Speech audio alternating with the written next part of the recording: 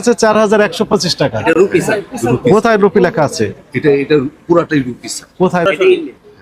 সরাসরি ইন্ডিয়া থেকে কেনা যায় নাকি? ওটা তো ইম্পোর্ট হয়ে আসবে। ইম্পোর্ট হয়ে আসে স্যার। তাহলে ইম্পোর্ট ডকুমেন্টস কই? এই শুনেন এর লোকজন এরকম কাজ করবেন না তো।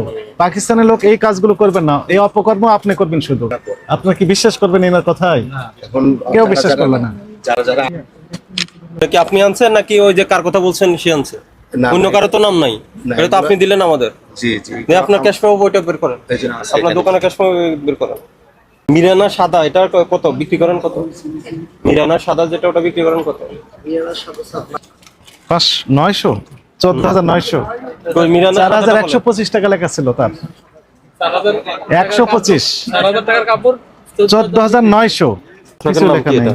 রেড ফেট কিছু লেখা নাই। এই রেড কই? পোশাকের নাম কই? এটা চালানে না, আপনার ইনভয়েস কই? এটা চালান। 6 বছর আগের পোশাক এটা।